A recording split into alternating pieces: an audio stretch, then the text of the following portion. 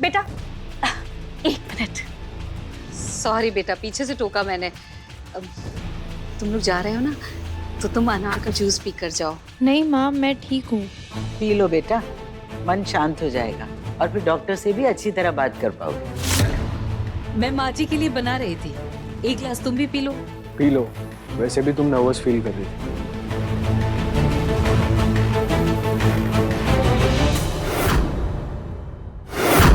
अरे नहीं नहीं नहीं, ये दादी जी का है, बिल्कुल सादा है।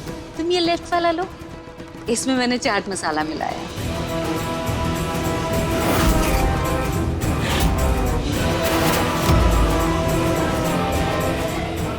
निहार जी, आधा आप पी लीजिए।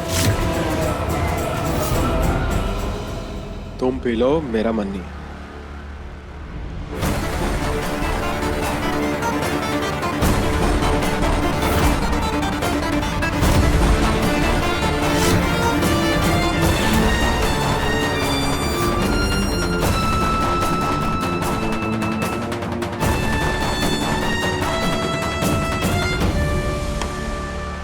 Thank you. चले। जाओ बेटा। क्या कर रही थी तुम रुचिता? दिखाई नहीं देता तुम्हें? बच्ची को फटा हुआ दूध दे रही थी तुम? तुम्हें मालूम है ना प्रिया को एलर्जी है पनीर से, अगर इसे कुछ हो जाता तो? क्या? नहीं माँ, ये दूध फटा हुआ नहीं है, नॉर्मल दूध है। फटा हुआ दूध नहीं है, देखो।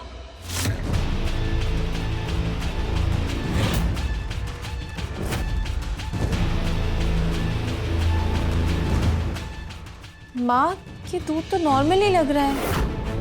हाँ, वो इससे पहले वाला ग्लास का दूध फट गया था तो मैंने बदल दिया था।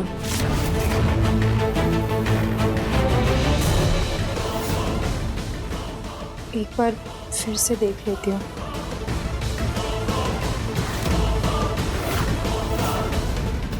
ये दूध फट कैसे गया?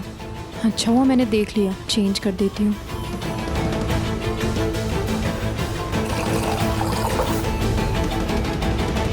पर माँ, आपको कैसे पता चला कि दूध फट गया है?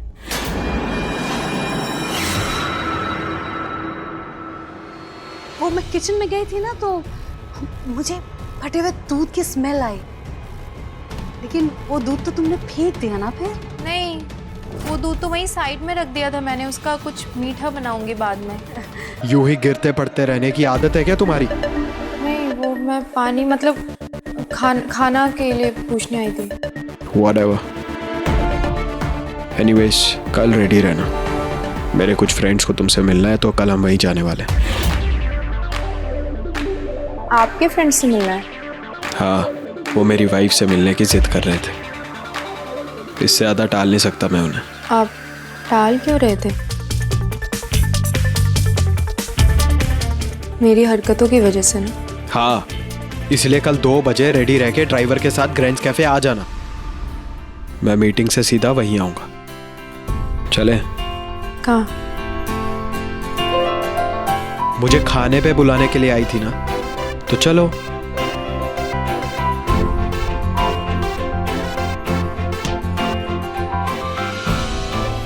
कल निहार जी पहली बार अपने फ्रेंड से मिलवा रहे। कल कुछ भी गड़बड़ नहीं होने दूंगी मैं।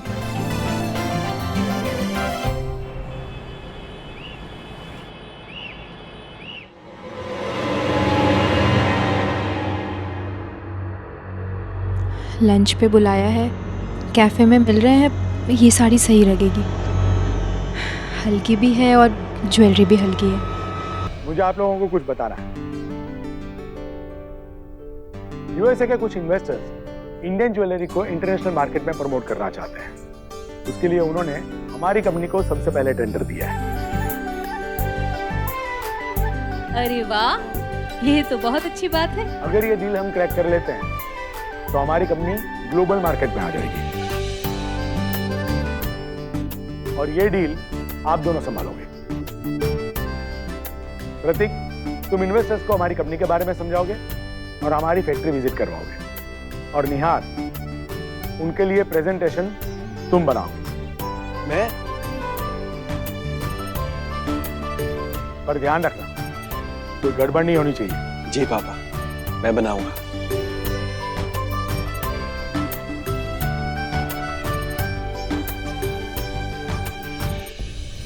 बिल्कुल पापा, कुछ बुरा नहीं हो रहा, सब इनफैक्ट बहुत अच्छा हो रहा है। और आपको पता है, पहली बार पापा जी ने निहार जी को इतनी बड़ी जिम्मेदारी दी है। बहुत अच्छी बात है बेटा, तो बस इसी तरह दामाद जी का साथ देते रहना, फिर देखना वो कितनी ऊंचाइयों को छूते हैं। जी पापा, मैं निहार जी का हर कदम पे साथ दूंगी।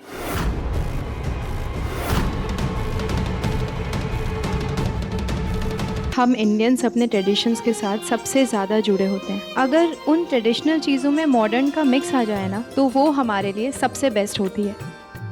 जैसे कि ये मंगलसूत्र, हमारे यहाँ मंगलसूत्र सुहाग की निशानी होती है, पति पत्नी के रिश्ते को मजबूत बनाता है ये, और एक इंडियन मैरिड वुमेन के लिए सबसे खास चीज़ होती है ये।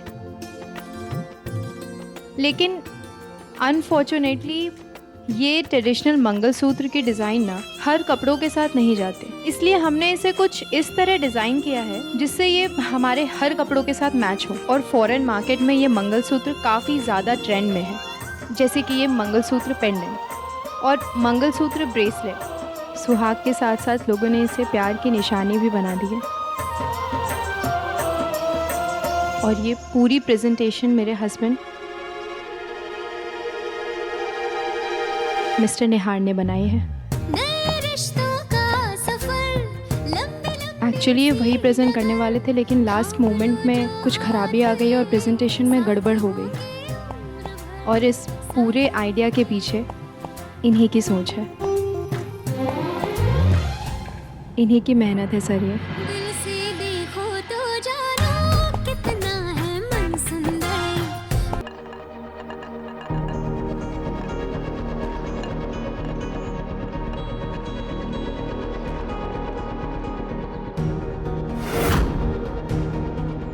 कल रात जो कुछ भी हुआ उसके लिए आई एम सॉरी, प्लीज माफ कर दीजिए। पता नहीं कैसे हो गया ना ये सब कुछ, समझ ही नहीं पा रही हूँ मैं। कुछ तो था उस जूस में, इतना नाप शराब बोल गई मैं आपको।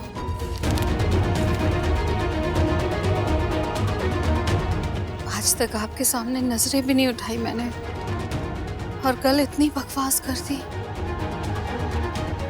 बहुत शर्मिंदा हूँ जी मैं, प्लीज मुझे माफ कर दीजिए।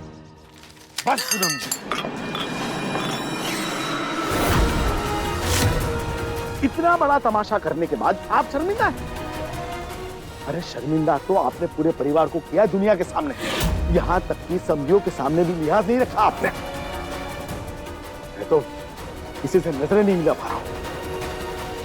मैंने जानबूझकर कुछ भी नहीं किया जी, जो कुछ भी हुआ सब अनजाने में हुआ, मेरा यकीन मानिए। मुझे नहीं पता ये सब कुछ कैसे हो गया। अगर रुचिका की तरह आपको भी अंदाजा नहीं है कि ये गलतियां कैसे हो रही हैं आपसे, तो आप भी खुद जाकर चेकअप करवाइए। इस घर में नियम सबके लिए बराबर है। अगर इस परिवार की इज्जत पे दाग लगाने का अधिकार बहुओं को नहीं है, तो उनकी सास को भी नहीं है।